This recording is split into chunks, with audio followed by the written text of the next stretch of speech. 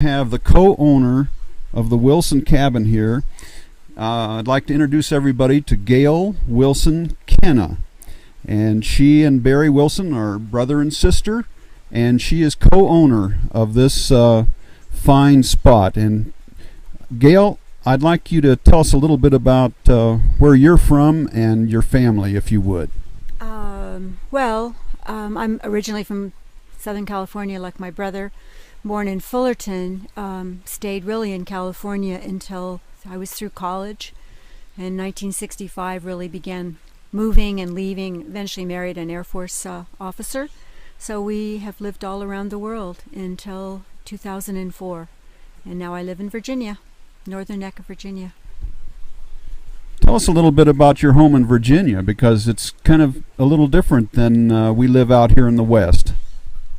Yes, but also no, because I think the reason the area we live off the Chesapeake Bay, and the reason that area appealed to me was very much because of Pozo, because we live on a creek, although in Virginia they're much wider than the Pozo Creek, and we live under trees, and so I think that that whole environment of water and trees imprinted on me very early in life. So I'm kind of back to something that's similar to this in its own way. Different climate, but trees, lots of trees.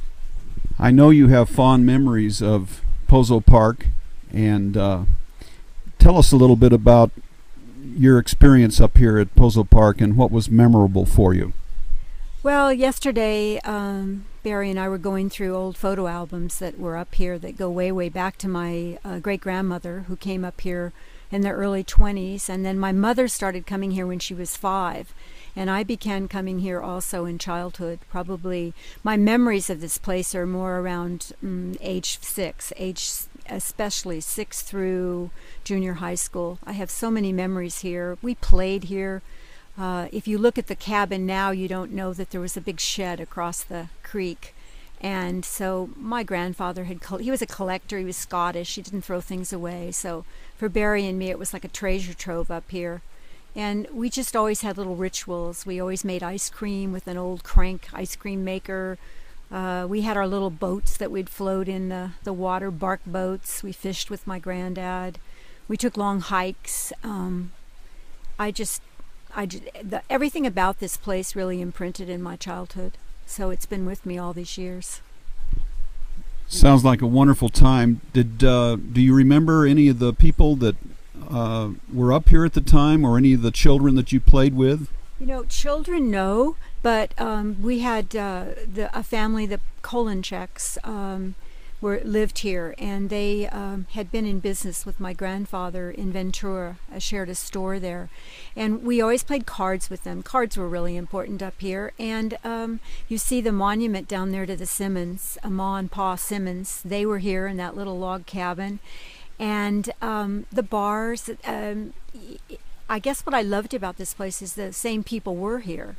And even until my adulthood, there would be people here I knew. And then, of course, many of them left, or their families took over the cabins. But we always got together and played cards, and I think I remember that more than anything, especially with the Kolencheks.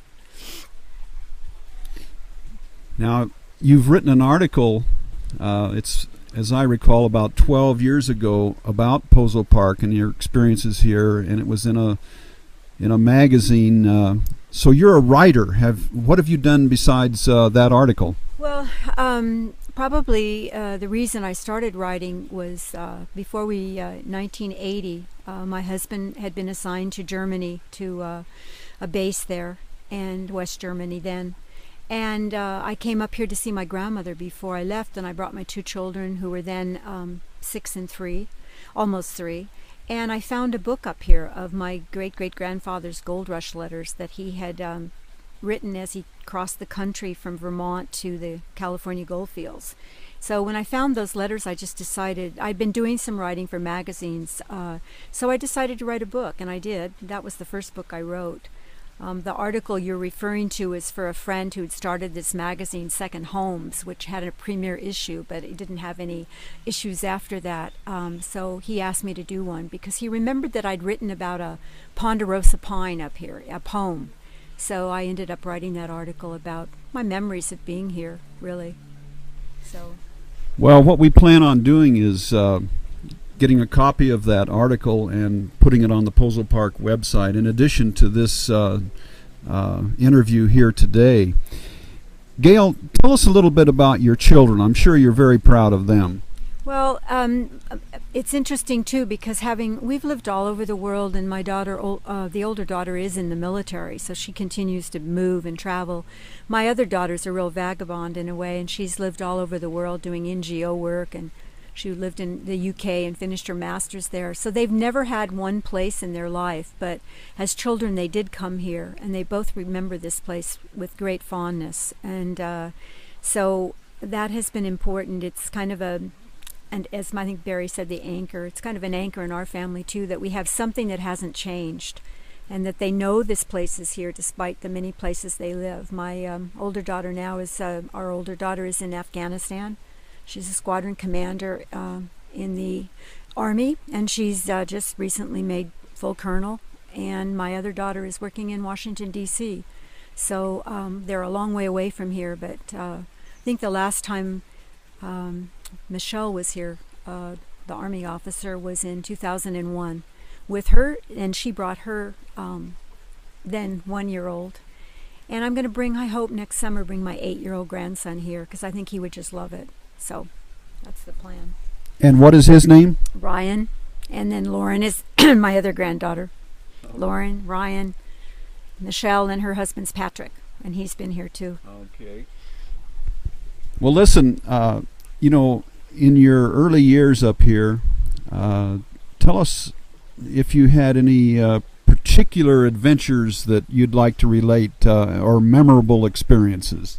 I don't know. I remember once we were making ice cream, and it had a black widow nest in it. That left an impression because Granddad would get these things out of various places, the attic, or I don't remember where he kept that.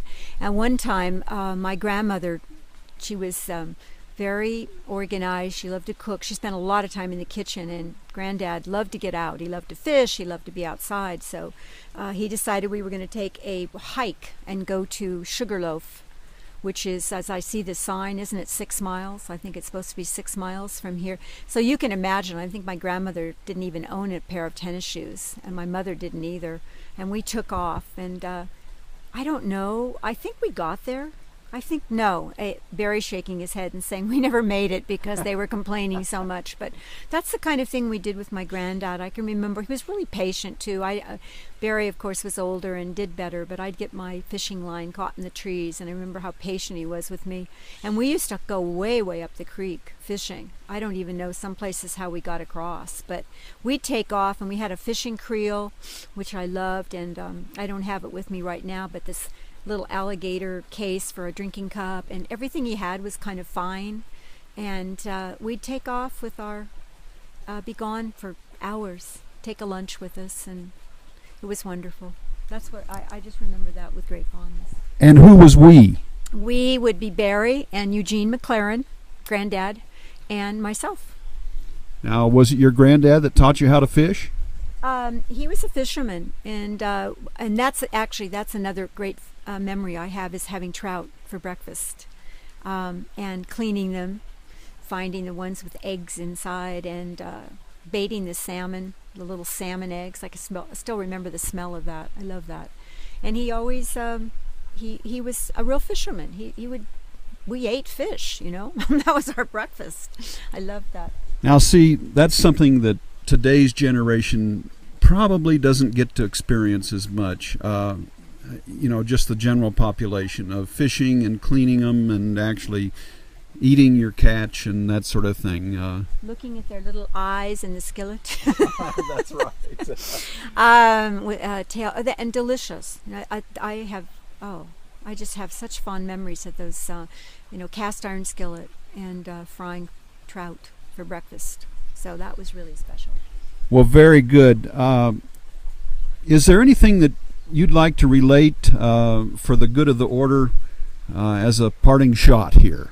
Well, I think, and maybe I came out just as Barry was finishing, but I do think that in a world where there's such transience and such change, And yes, we all have to adjust to that and accept it. But on the other hand, it's amazing here.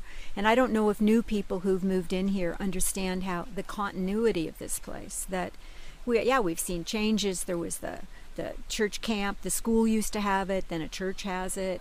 And that beautiful area up there, that incredible, piece of property. And the fact that this hasn't changed. I mean, they can't develop it anymore. And yeah, the cabins change and people improve them and paint them, but really it's the same place. I mean, I walked this morning. It's the same walk I took when I was 8 years old or 7. And that has a lot of meaning, especially because we've moved so much. Barry hasn't, moved the way I have, but still this is a continuity that, and we just, brought my mom's ashes back here, and this is her place. So we hope to keep it forever. Well, that was quite a poignant moment the other day, and it's wonderful to have you here. I want to end with one personal comment here. I understand that you're quite a tennis player, and I bring this up because I'm a tennis player myself. Tell us about your career and some of the people you've known. Well, yeah, I did, and I was a Southern California tennis player, and one of my favorite tournaments was Bakersfield, as I told you. And so I knew some of the Bakersfield people like Denny Ralston, and then I went to USC, and my dad had played tennis for USC. And when I went to USC, which was in 1961, the fall of 61, it wasn't until the spring of 64 that women were allowed to play tennis in the Pac-8 conference, which is no longer the Pac-8. And there were no scholarships for tennis players, but my highest ranking was in the top 10. I think the highest ranking was 9 in Southern California. And, I played with Billie Jean King, and the best tennis players were in Southern California, so that was something to get to play with them. And I continue to play, and I love it. So it's been a big sport. And when I played competitive tennis, it became harder to come up here for a couple weeks because I had no place to practice. But clearly until junior high school, I spent a lot of time here. So. Well, I wish you were a little closer than Virginia, because I would sure like to bring in what's the right word? A ringer as a mixed doubles partner. Well, Gail, it's really been a pleasure getting to know you up here for this week, and we wish you well, and we wish your family well, and we hope to see you again soon. We will. We'll be back. Hope to get my husband back here next year so we can help Barry do some work on the cabin and just spend some time here. So I'll be back for sure. Thanks, Gail. Thank you. Okay. Let's see.